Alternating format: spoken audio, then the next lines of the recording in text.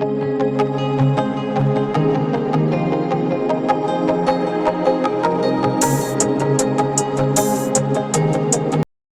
Friends, welcome back to my channel. और आज मैं बात करने वाली हूँ कि अगर आपकी डिलीवरी भी सी सेक्शन के थ्रू हुई है तो मैंने क्या टिप्स फॉलो किए थे जल्दी रिकवर होने के लिए। तो आइए वीडियो स्टार्ट करते हैं।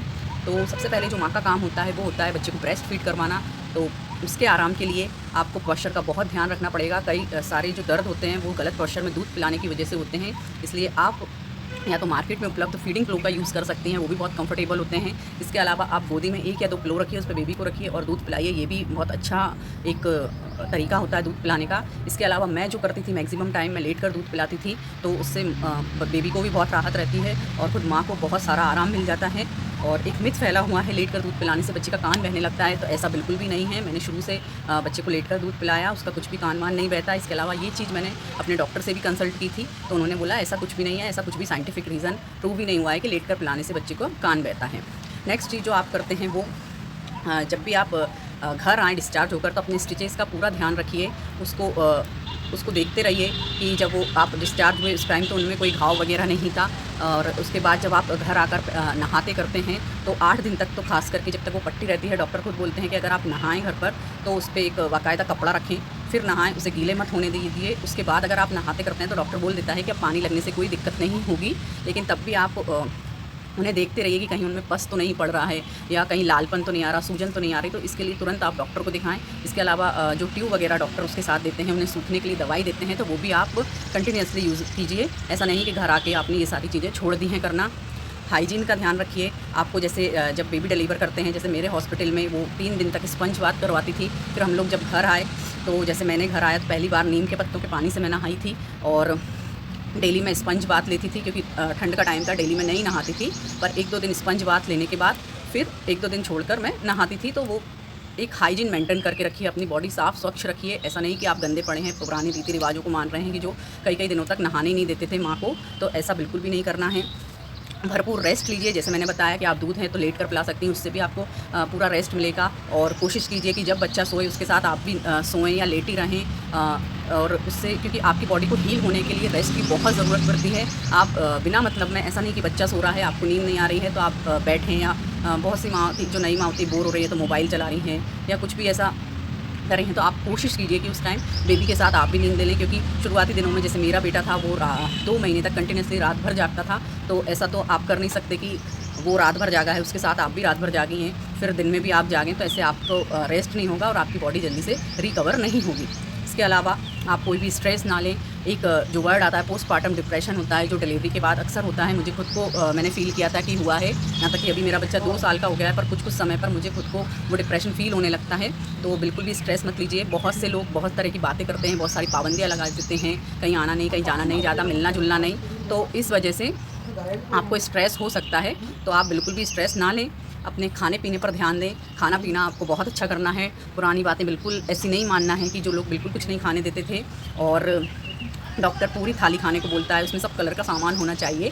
पर हाँ, जैसे मेरे यहाँ भी ट्रेडिशनल चीज़ें मानते हैं, फॉलो करते हैं, तो मुझे डॉक्टर ने पहले दिन तो यूँ भी कुछ नहीं खाने देते सी सेक्शन के बाद। फिर बिस्किट चाय से शुरुआत करते हैं और धीरे धीरे खाना बढ़ाते हैं, जैसे दाल दलिया, दूध दलिया, दूध रोटी या फिर दाल रोटी, इस तरह की चीज़ें मैंने बहुत दिन तक खाई थी। क्योंकि दलिया वैसे भी दूध की मात्रा बढ़ाने में बहुत ज़्यादा फ़ायदेमंद करता है, तो मैंने हाँ ये चीज़ें खाई बहुत ज़्यादा। वो जो थाली वाली बात होती है जो डॉक्टर बोलते हैं, वो मैंने शुरुआती दिनों में फॉलो नहीं की थी। हाँ, डॉक्टर ने मुझे जब डिस्चार्ज करा मैंने पूछा था स्पेशली कि क्या क्या खा सकते हैं, ड्राई फ्रूट्स खा सकते हैं क्या, क्योंकि वो लड्डू जो नॉर्मल डिलीवरी में देते हैं सी सेक्शन में हम तुरंत गुड़ के लड्डू नहीं खा सकते। उन्होंने कहा था आप घी में थोड़े से सेंक लीजिएगा किराने, वो ऐसे ही खाइएगा, या फिर जो हलवा जो बनाते हैं आटे वगैरह का वो आप बनाकर खा सकती हैं, या दलिए में ड्राई फ्रूट्स डालकर खा सकती हैं। और 10 से 15 दिन बाद आप वो लड्डू वगैरह भी बनाकर खा सकते हैं। तो यही चीज़ मैंने फॉलो की थी। और जब 10 से 15 दिन बाद मेरे लड्डू बने, उनमें जो जड़ी बूटियाँ यूज़ करती थी मेरी मम्मी, मेरी नानी माँ, वही चीज़ें सारी उसमें डाली थी, तो वो भी मुझे बहुत ज़्यादा फ़ायदेमंद हुआ था। इसमें जो कमर दर्द के लिए स्पेशली एक कमर कस करके आता है वो डाला था मेरे लड्डुओं में, तो वो मुझे काफ़ी फ़ायदेमंद हुआ था। नेक्स्ट चीज़ जो होती है वो घर के जो पुराने लोग होते हैं वो पानी नहीं पीने देते हैं। ये चीज़ मेरे साथ हुई थी कि आप पेट निकल आएगा बाहर, तो मैंने मेरे डॉक्टर से कंसल्ट किया था, तो उन्होंने बोला नहीं, आपको जितनी बार प्यास लगे आप पानी पीजिए, भरपूर पानी पीजिए। आपकी बॉडी को हील होने के लिए पानी सबसे ज़्यादा ज़रूरी होता है। तो ये बिल्कुल अपने दिमाग से निकाल लीजिए कि पानी नहीं पीना है, ऐसा बिल्कुल नहीं है। आप भरपूर मात्रा में पानी पीजिए। हाँ, उबला पानी पीना है और थोड़ा कुनकुना पानी और थोड़ी थोड़ी मात्रा में, ऐसा नहीं एक साथ पूरा पानी, वो हो सकता है आपको एसिडिटी कर सके, तो थोड़ी थोड़ी मात्रा में पानी पीजिए और उबला पानी पीजिए। इसके अलावा जो मैं पानी पीती थी उसमें एक पोटली मैंने अजवाइन की बना के डाली थी मेरी मम्मी ने, और उसके अलावा जो खैर या गत्थे की लकड़ी आती है उसको डाला था पानी में, और एक पुड़िया आती है जो कहीं भी स्टोर पर आपको मिल जाएगी, जो प्रेगनेंसी के बाद जड़ी बूटियों की आती है, और उसे पानी में डाल के उबाला जाता है। उसे भी हमने एक कॉटन के कपड़े में पोटली बना के उसे भी उबाला था। तो ये 3 चीज़ों का पानी मैंने पिया, तो ये मेरे लिए बहुत फ़ायदेमंद साबित हुआ। तो आप भी ये सी चीज़ें कर सकती हैं। इसके अलावा शुरुआती दिनों में डॉक्टर जब मेरे हॉस्पिटल में ही थी तो 2 से 3 दिन बाद हल्का फुल्का चलने के लिए उन्होंने बोल दिया था। उन्होंने बोला घर जाके भी आप हल्का फुल्का चलिए, हल्की फुल्की झाड़ू लगा सकते हैं, ऐसा नहीं पूरा घर साफ़ करने आप बैठे, सिर्फ एक एक्सरसाइज के पर्पज़ से, सिर्फ आप खड़े खड़े थोड़ी सा हिल, आपकी थोड़ी एक्सरसाइज हो जाए उस पर्पज़ से उन्होंने हल्की फुल्की झाड़ू लगाने का बोला था। तो आप ये कर सकते हैं, लेकिन बहुत ज़्यादा आपको नहीं चलना है, बहुत ज़्यादा काम नहीं करना है शुरू में, और वैसे भी बहुत ज़्यादा बनता भी नहीं है। हाँ, हल्का फुल्का चलें, वो आपके ब्लड सर्कुलेशन के लिए ज़रूरी है। और नेक्स्ट चीज़, आप बहुत झुके नहीं, झुकने में तो यूँ भी दिक्कत करते हैं टाँके। 8 दिन तक तो मुझे बहुत पता चलती है, जो एक साइड नॉट लगी रहती है उसकी, तो झुकना तो बिल्कुल अवॉइड ही करें शुरुआती दिनों में। और वज़न, भारी सामान आपको बिल्कुल नहीं उठाना है, और ये भारी सामान वाली जो चीज़ थी वो मैंने कम से कम 6 महीने तक फॉलो की है। मैंने भारी सामान बिल्कुल नहीं उठाती थी मैं, हालांकि काम में करने लग गई थी 3 महीने के बाद सारे, पर भारी सामान उठाना, आटा गूंदना या फिर कोई बर्तन जैसे 3 महीने के बाद मैं करने लगी थी। लेकिन हाँ, बहुत ज़्यादा जली हुई कढ़ाई है या चाय के, दूध के जो बहुत ज़्यादा घिसने वाले बर्तन रहते थे वो मैं नहीं साफ़ करती थी, उनको छोड़ देती थी। तो ऐसा काम आप भी अवॉइड करें, हो सके तो 6 महीने तक करें, तो ये आपको लाइफ टाइम बेनिफिशियल रहेंगे। नेक्स्ट चीज़, सीढ़ियाँ ना ज़्यादा चढ़ें उतरें। सीढ़ियाँ तो हो सके तो 3 महीने तक तो अवॉइड ही कीजिए। और जैसे मेरे खुद के साथ जब मैं 10 दिन अगले दिन डॉक्टर जो रूटीन चेकअप के लिए बुलाया था उन्होंने, तो मुझे इसलिए ज़रूरी हो गया था कि मेरे घर में मैं थी और मेरी मम्मी थी मेरे साथ, और वो खुद 70 ईयर्स ओल्ड थी, बहुत ज़्यादा ऊपर नीचे नहीं हो सकती थी, और हम जहाँ रहते थे बहुत कंजेस्टेड मकान थे वहाँ पर, तो बच्चे को धूप दिखाना ज़रूरी होती है विटामिन डी के लिए और पीलिया से बचाने के लिए। तो मुझे खुद उसे धूप में ले जाना पड़ता था, और छत पर दूसरी मंजिल पर ले जाना पड़ता था। तो मैंने डॉक्टर से स्पेशली पूछा था कि क्या मैं लेके जा सकती हूँ, ये इस वजह से मुझे ज़रूरी है ले जाना धूप में बच्चे को। तो उन्होंने बोला हाँ, आप एक आधी बार चढ़ जाइए और पूरे आपके जो भी ऊपर के काम है वो कर लीजिए, पर ज़्यादा सीढ़ियाँ नहीं चढ़ना है। और मेरी मजबूरी थी, इसलिए मुझे एक बार तो चढ़ना ही पड़ता था 10 से 15 दिन बाद, लेकिन हो सके तो आप बिल्कुल अवॉइड करिए सीढ़ियों को चढ़ना, उससे बहुत टाँकों पर जोर आता है, तो बिल्कुल भी ना चढ़ें उतरें।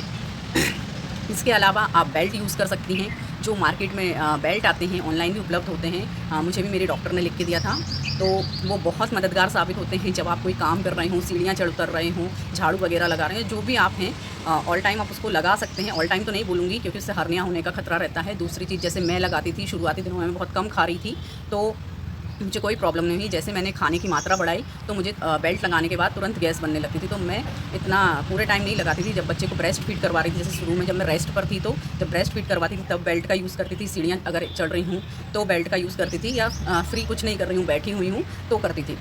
इसके बाद जब 3 महीने हुए मैं पूरे घर के काम पर आई, तो मैं हमेशा बेल्ट लगा लेती थी, जैसे कि रोटी भी बना रही हूँ या झाड़ू लगा रही हूँ, पोछा लगा रही हूँ, कोई भी ऐसा काम जिसमें कमर और पेट पर जोर आए, तो बेल्ट बहुत लाभकारी होता है। उससे आपकी पीठ और कमर में बहुत सपोर्ट होता है, तो आप ज़रूर से एक बेल्ट अपने पास रखिए।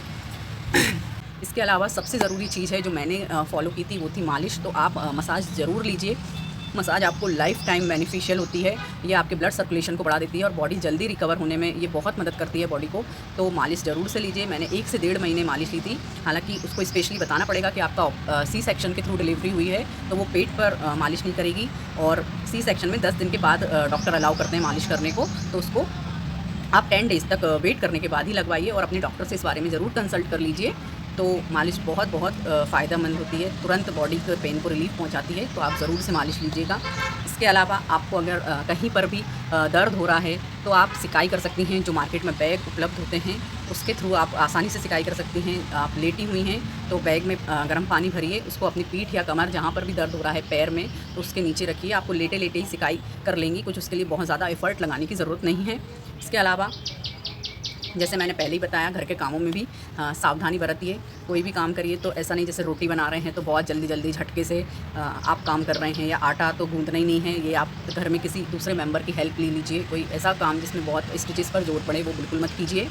और नेक्स्ट चीज़ है कि जो सप्लीमेंट्स डॉक्टर देते हैं, मुझे खुद को डॉक्टर ने 1 महीने कंटिन्यूसली कैल्शियम और आयरन की गोली आफ्टर डिलीवरी भी खाने को बोली थी, तो वो आप ज़रूर से लीजिए। लोग बहुत लापरवाही देते हैं ड्यूरिंग प्रेगनेंसी भी। मैंने बहुत सी लेडीज़ को देखा है कि कैल्शियम की टैबलेट नहीं खिलती, बहुत बड़ी होती है तो कड़वी लगती है, तो हमको बदबू आती है, उल्टी आती है। तो प्लीज़ ऐसा मत कीजिए। कैसे भी आप कैल्शियम सप्लीमेंट, आयरन सप्लीमेंट्स लीजिए। आफ्टर डिलीवरी तो महिलाएं बहुत ही अवॉइड करती हैं इस चीज़ को कि अब क्या ज़रूरत है, अब तो बेबी हो गया है। तो ऐसा नहीं है, ये आपके शरीर के लिए बहुत ज़रूरी होती है कि भरपूर मात्रा में कैल्शियम जाए। उससे आपकी जो पीठ की रीढ़ की हड्डी होती है वो मजबूत होती है।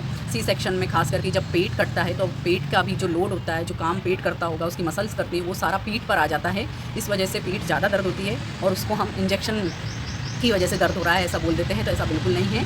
आप दूध पीजिए, जो भी मतलब कैल्शियम के सप्लीमेंट्स हैं, पनीर, दूध और पालक वगैरह जिससे में B12 होती हैं। और इसके अलावा अगर आप नॉनवेज खाते हैं तो एक बहुत अच्छा स्रोत होता है कैल्शियम का, वो लीजिए। और सप्लीमेंट्स में जैसे मैंने बताया 1 महीने तक मेरे डॉक्टर ने कंटिन्यूसली बोला था खाने को, तो वो मैंने खाए। और बाद में भी जैसे जो आंगनवाड़ी वगैरह होती हैं उसमें मेरे बच्चे का नाम लिखा हुआ था, मैं दिखाने जाती थी, तो वहाँ पर भी बोल दिया था कि बच्चा ब्रेस्ट मिल्क पर है, ब्रेस्ट फीड पे है, तो आप ये कैल्शियम की टैबलेट्स लेते रहिए, उससे बहुत फ़ायदा होगा। क्योंकि बच्चा आपकी ही बॉडी से कैल्शियम खींच रहा है, आपकी बॉडी में तो ऑब्वियसली कमी आएगी, तो आप उसे अगर सप्लीमेंट से पूरा करती हैं तो ये लाइफ टाइम आपके लिए बेनिफिशियल हो सकता है।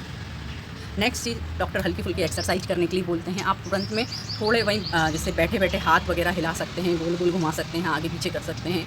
और शुरुआती 1 से 1.5 महीना तो मना करते हैं डॉक्टर, 4 हफ्ते तक, 4 से 6 हफ्ते तक। लेकिन उसके बाद आप हल्की फुल्की एक्सरसाइज, वॉक वगैरह कर सकती हैं, तो वो ज़रूर से कीजिए। तो यही था मेरा आज का वीडियो, और मैंने भी यही टिप्स फॉलो किए। मेरे खुद का सी सेक्शन हुआ था और मुझे भी बहुत सारे डाउट थे पहले। फिर उसके बाद मैंने भी बहुत सी वीडियोज़ देखी, डॉक्टर से कंसल्ट किया, तो मुझे पता चला बहुत सी बातें, और ऐसा ही मैंने किया है। तो मुझे वास्तव में बहुत आराम है। अभी भी 2 साल का मेरा बच्चा हो गया है, कुछ भी मुझे प्रॉब्लम नहीं है। तो मैंने सोचा ये सारी चीज़ें आप लोगों से ज़रूर शेयर करूँ, किसी को तो फ़ायदा इससे मिलेगा तो मुझे बहुत खुशी होगी। तो यही मेरा वीडियो था, और मेरा वीडियो अगर अच्छा लगा हो तो प्लीज़ लाइक कीजिए, चैनल को सब्सक्राइब कीजिए अगर आप नए हैं तो, और शेयर कीजिए। Thank you.